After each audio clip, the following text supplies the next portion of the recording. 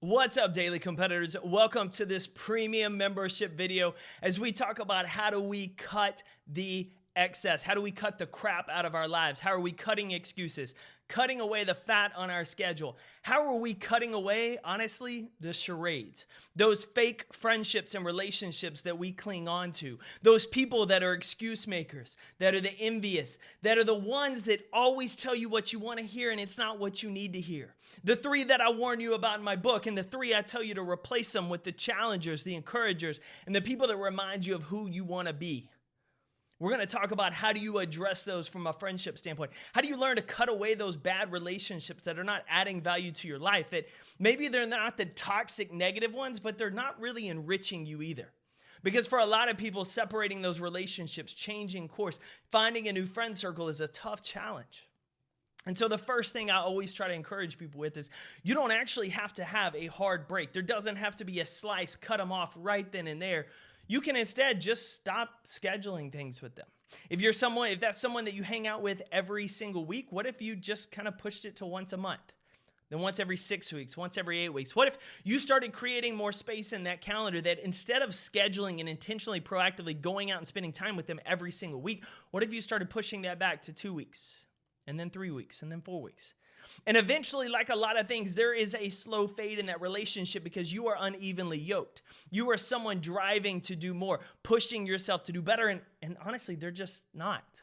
And that's okay for their lives. There's always going to be people in our lives that don't want to do more, be more, pursue their best, become their best self. But for competitors, you have to be intentional with who you hang out with. So don't worry, don't stress that you have to have this hard come to Jesus conversation, that you have to cut them off, unfriend them, get them out from social media, get them out in real life. You can instead just let the slow fade happen. Intentionally letting that slow fade go by creating more space. That's the first thing we have to do. The second is we have to evaluate our friendships. We have to see if those people we keep spending time with, keep hanging out with, are actually adding value to us. And more importantly, are we adding value to them? Are we investing in that relationship? Are we helping them become better in their career, in their friendships, in their life? Are we pouring into that friendship like we want that relationship to pour into us? Are we giving to that person the way we want that person to give back to us? If not, then we have to evaluate how we're doing as a friend. But if we look and we see it's all one-sided, we're all pouring into it, nothing's coming back, then learn to separate yourself. Start building that slow fade, and if you have to, just cut the cord. Because here's the deal, you are the average of the 5 people you spend the most time with, and if you are not hanging out with high achievers, with competitors, with people that are growing, pushing themselves, doing the best they can each and every day, no matter how they feel, pushing others to be their best every day, how do you expect to be great? You can't.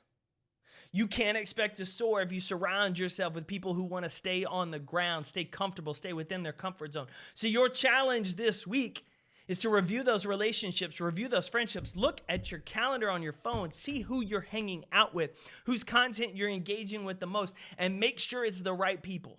Make sure it's the right relationships, and if not, start intentionally creating that space to let those relationships that aren't helping you fade away. That's my challenge to you this week, competitors. This is your quick tip on how you separate yourself from those relationships that aren't serving you best and serving your growth best. Go win your week.